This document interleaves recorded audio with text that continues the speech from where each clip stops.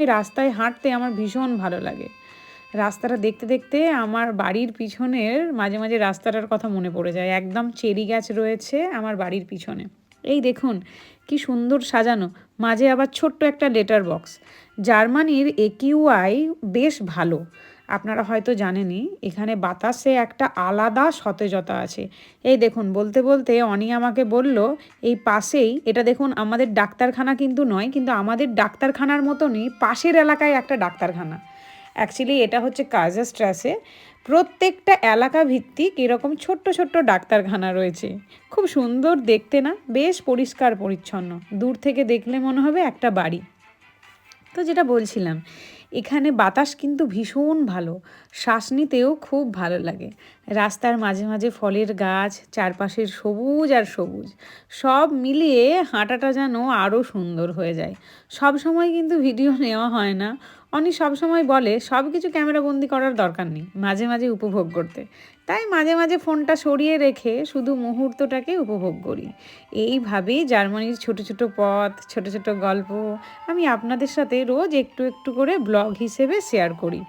আর এই দেখুন ওপরে সবসময় এরকম দেখি হেলিকপ্টার মাঝে মধ্যেই যায়। আর এখানেতে আরও একটা জিনিস অদ্ভুত লাগে, জার্মানির সৌন্দর্য কিন্তু অন্য রকম লেভেলের সুন্দর। এখানে সব কিছুই কিন্তু পরিকল্পিত প্রাকৃতিক সৌন্দর্য। এটা হঠাৎ করে কিন্তু তৈরি হয়ে যায়নি, অনেক পুরনো একটা জীবনধারার অংশ। এই যেমন দেখছেন গাছের পাঁচিল, এটা জার্মানিতে এটাকে মূলত হেজ বলা হয়।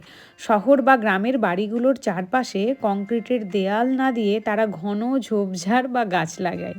এগুলো সময়ের সাথে এত ঘন হয় যে একদম সবুজ দেওয়ালের মতন।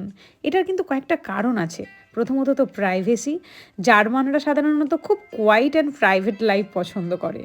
গাছের হেজ বাইরে থেকে আড়াল দেয়, আবার কিন্তু বেশ ভালো ভালো কাজও করে, যেমন খুব ভারী বা অস্বস্তিকর এটা দেওয়ালও নয়। দ্বিতীয়ত প্রকৃতি সংরক্ষণ করে। এই হেজে পাখি, ছোট প্রাণী, পোকামাকড় থাকে, একটা ছোট্ট ইকোসিস্টেম তৈরি করে। মানে এটা খুব ভাবতেই অবাক লাগে। আর এদিকে তো একবার ট্রলারটা ও টানছে, একবার আমি টানছি। বেশ ভারী ছিল জানেন, মাঝে মাঝে মনে হচ্ছিল আজকে হাঁটাটা একটু ভুল হয়ে গেছে, এক্সপেরিমেন্টটা ভুল দিনে হয়ে গেছে। তো যাক, মোটামুটি আমরা বাড়ির একদম কাছেই পৌঁছে গেছি। এই দেখুন আপনাদেরকে বলছিলাম না এই হেজগুলোতে পাখিও থাকে। এই দেখুন পাখি, কাঠবেড়ালি সব এই হেজের ভেতরেই থাকে। যাক, আপনাদের ব্লগটা কেমন লাগলো অবশ্যই জানাবেন। যদি ভালো লেগে থাকে তাহলে লাইক, শেয়ার, কমেন্ট করবেন।